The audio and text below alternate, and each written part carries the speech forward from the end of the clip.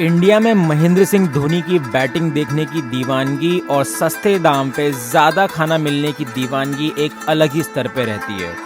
और आज मैं इंदौर के एक ऐसे होटल में पहुंच चुका हूं जहां पे 900 रुपये में वेज और 1000 रुपये में नॉन वेज बुफे की आपको 40 आइटम्स देखने को मिलेगी। खाने के बाद मेरे दोस्त ने मुझसे बस एक ही बात कही, बचा पाए कोई खाना। इतना सारा खाना देखने के बाद में भगवान से बस यही प्रार्थना थी कि एक पेट के साथ में एक पेट और फ्री मिल जाता तो इतना सारा खाना कहीं ना कहीं एडजस्ट हो जाता। तो चलिए आपके साथ इस बुफे का एक्सपीरियंस शेयर करता हूँ। होटल में एंटर होते ही एम्बियंस मुझे काफ़ी अच्छा लगा। वेटर ने काफ़ी अच्छी तरीके से ग्रीट किया और टेबल अलॉट करी। अलॉट करते ही सबसे पहले मॉलिक्यूलर गैस्ट्रोनॉमिकल एक ड्रिंक दी जो देखने में काफ़ी सुंदर थी। पापड़ी चाट के साथ में स्टार्टिंग में कुछ स्नैक्स दिया और पूछा गया कि आप वेज लेंगे कि नॉन वेज। मेरे दोस्त ने नॉन वेज और मैंने वेज लिया था। और जैसे ही मैंने आसपास नज़र दौड़ाई तो मुझे लाइव पनीर, तंदूरी पनीर चिली के काउंटर्स दिखे जिसके ऊपर कुछ वेजिटेबल्स और फ्रूट्स भी सेके जा रहे थे। के बाद मैं पिज़्ज़ा काउंटर पे गया तो मैंने चीज़ पिज़्ज़ा ऑर्डर किया। लाइव ओवन था। मैंने चीज़ पिज़्ज़ा के ऊपर देखा तो इसने कैप्सिकम और ऑनियन और चीज़ की 2 लेयर डाल रखी थी। ऑरिगेनो और चिली फ्लेक्स के स्प्रिंकल देख के मुझे सॉल्ट बे की याद आ गई। इसके बाद में मैं आगे गया तो क्रिस्पी कॉर्न का भी एक लाइव काउंटर था। लाइव क्रिस्पी कॉर्न के साथ में मुझे मशरूम और आलू टिक्के का भी काउंटर दिख रहा था। खुशबू काफ़ी अच्छी आ रही थी। और आगे बढ़ने के बाजू में ही जस्ट चिकन विंग्स और प्रॉन का भी काउंटर था। मन तो कर रहा था कि एक उठा लूँ पर प्लेट्स नहीं थी और काफ़ी गर्म था वो तवा। प्रॉन्स भी वहाँ पर सिक रहे थे और चिकन विंग्स भी वहाँ पर रोस्ट हो रहे थे। तंदूरी और कोयले की खुशबू काफ़ी नॉस्टैल्जिक लग रही थी। और आगे गया तो मैंने टंगड़ी कबाब देखा। बिल्कुल लाइव अंगारों पर टंगड़ी कबाब मैरिनेटेड सिक रहे थे। एक के बाद एक टंगड़ियाँ वहाँ से जा रही थी। मेन कोर्स की तरफ बढ़ते हैं तो प्लेट ले ली है। प्लेट में नींबू वगैरह और कुछ सैलेड और वेजिटेबल्स वगैरह ले लिए रिचुअल्स के नाम पे। सिरके वाले प्याज, सूप देखा, मुर्ग सूप काफ़ी पौष्टिक है। जो प्रोटीन डाइट कर रहे हैं उनके लिए तो पैराडाइज है। और इसके बाद में मैंने मटन लाल मांस देखा। काफ़ी शानदार खुशबू आ रही थी। काफ़ी अच्छे से मटन पक रहा था। दिखने में काफ़ी लजीज लग रहा था। ग्रेवी भी बढ़िया थिक थी। ऊपर करी का झाग दिख रहा था।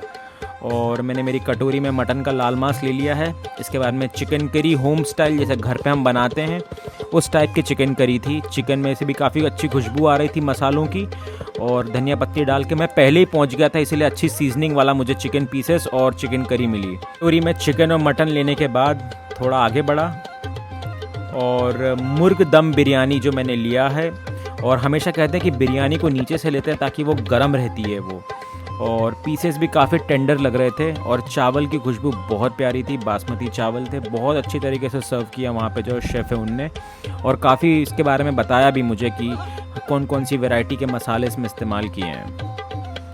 और अब वेज सेक्शन में मैंने मेरी प्लेट ले ली है। वेज सेक्शन में गया हूँ नॉन वेज के बारे में। तो सबसे पहले मुझे हॉट एंड श्योर सूप मिल गया है।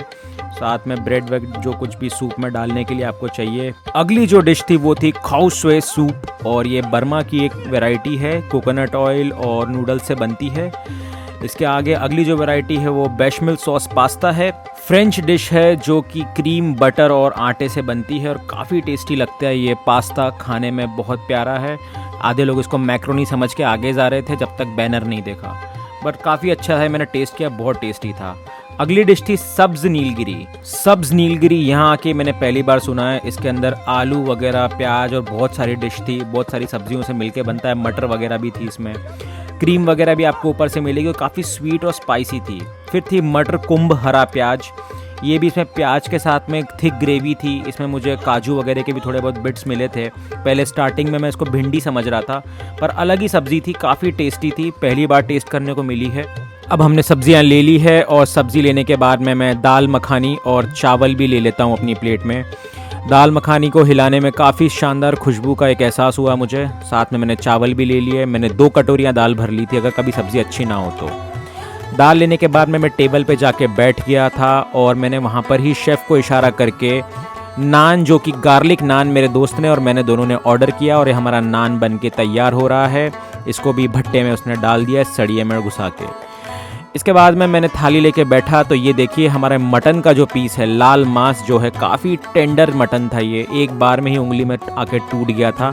इसको खाते से ये मुंह में घुल चुका था। काफ़ी शानदार स्वाद था। ग्रेवी भी बहुत प्यारी थी इसकी।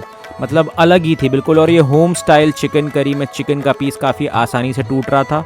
मुंह में जाके घुल गया था।